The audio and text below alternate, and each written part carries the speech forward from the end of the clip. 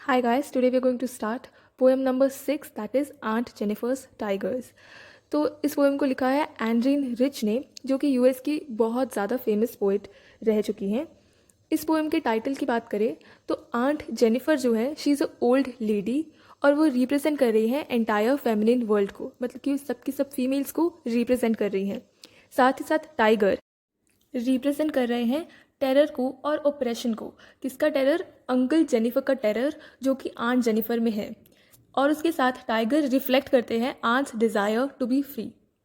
Aunt उस terror से बाहर आना चाहती है तो वो टाइगर वो भी रिप्रेजेंट करते हैं. So let's start with the stanza now. Aunt Jennifer's tiger prance across a screen, bright topaz, denizens of a world of green. They do not fear the men beneath the tree. They pace in sleek, chivalric certainty. Prance means to move proudly and quickly without any fear. Topaz, it is a precious yellow-colored stone. Denizens mean inhabitants or residents. Pace means movement, sleek means elegant or stylish, and chivalric means brave or honorable. So basically, in the poem, Aunt Jennifer is knitting. Aunt Jennifer कुछ गूंद रही है, कुछ बना रही है, और जो वो बना रही है उस पर उन्होंने टाइगर का प्रिंट दिया है. So aunt Jennifer's tiger prance across the screen.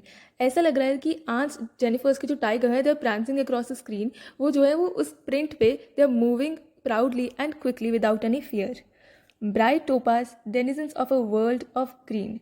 सो जो टोपाज है ये उनके कलर के लिए लगा हुआ है. जो टाइगर्स होते हैं उनका कलर ब्राउन येलो कलर का होता है, तो वो बहुत ज़्यादा ब्राइट ब्राउन येलो कलर के हैं. And they are inhabitants of a world of green. वो कहाँ रहते हैं? वो ग्रीन वर्ल्ड में रहते हैं, जंगल में रहते हैं. Also world of green represents the world of male dominance. एक ऐसा वर्ल्ड जहाँ पे जो मेन है, जो पेट्रियार्की है, वो चलती है. They do not fear the men beneath the tree. Now these tigers, they are not scared of the men that are under the tree. Why are they not scared of the men? Because the tigers know that they are powerful. They know about their powers.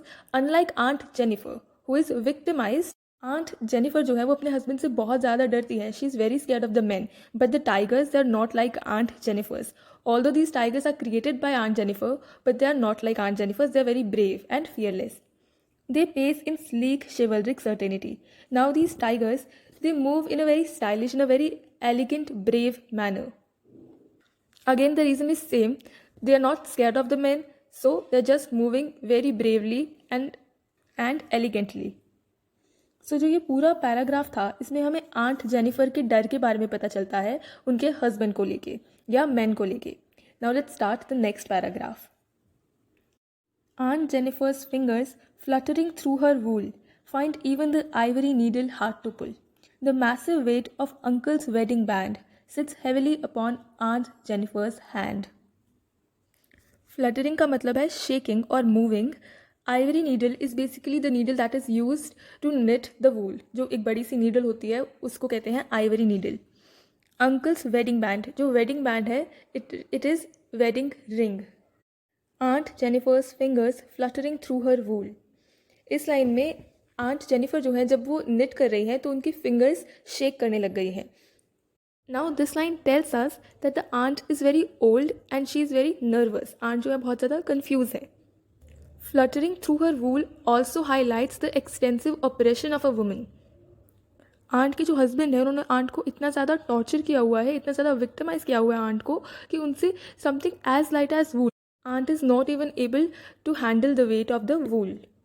जो wool होती है वो तो बहुत ज़्यादा हल्की होती है, लेकिन जो आंट की फिंगर्स हैं दे आर सो फ्रेल, वो इतनी ज़्यादा अनहेल्दी और इतनी ज़्यादा वीक हैं कि उनसे एक वूल तक का वेट ढंग से संभल नहीं रहा. Find even the ivory needle hard to pull. Aunt को नीडल को निकालने में से, उस वूल में से, उसमें भी बहुत सारी प्रॉब्लम्स आ रही हैं. Basically, her struggling with the ivory needle suggests the loss of her identity under the weight of uncle's domination and her terrorized state of mind. जब आंट जो है वो आइवरी नीडल के साथ स्ट्रगल कर रही है उससे पता चलता है कि आंट अपनी आइडेंटिटी को लेके, अपनी पहचान को लेके बहुत ज़्यादा स्ट्रगल कर रही है अंकल के साथ. अंकल ने इतना ज़्यादा डोमिनेट किया हुआ है कि आंट की खुद की आइडेंटिटी जो है वो ख़त्म हो चुकी है. The massive weight of uncle's wedding band. Uncle's wedding band, it is the symbol of suppression of a woman in matrimony. इस लाइन से हमें पता चल रहा है कि एक वुमेन पे शादी के बाद कितना ज़्यादा प्रेशर आता है, हस्बैंड्स का, कस्टम्स का और लॉ का। जो आंट है, she is not very happy with her marriage, but because of the pressure of the custom and society, she is living with uncle and tolerating his oppression. Sits heavily upon Aunt Jennifer's hand. Now this oppression, it is very heavy, and this oppression sitting very heavily on Aunt Jennifer's hand. Let's start the next paragraph. When Aunt is dead, her terrified hands will lie, still ringed with ordeals she was mastered by. The tigers in the panel that she made will go on prancing, proud and unafraid. Ordeals mean unpleasant experiences, and masters mean managed and controlled.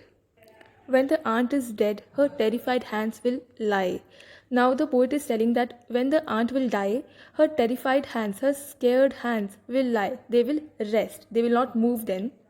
Now, if you will notice, this time she has not written Aunt Jennifer. She has just mentioned aunt, which signifies that the aunt has lost her identity completely. Now her hands are still terrified even at the time of her death. They signify that the aunt, she was not able to get freedom even at the time of her death. तो aunt ने अपनी पूरी ज़िंदगी जो है वो uncle के साथ ऑपरेशन में डिप्रेस होकर has died now. Still ringed with ordeals she was mastered by. aunt जो है वो अभी भी बंधी हुई है उन सब बैड एक्सपीरियंसेस के साथ जो उन्होंने अपनी लाइफ टाइम में एक्सपीरियंस किए हैं. The experiences that the aunt had about her husband torturing her and oppressing her, they are still surrounded in her hands in the form of the ring that she has. The tiger in the panel that she made will go on prancing proud and unafraid.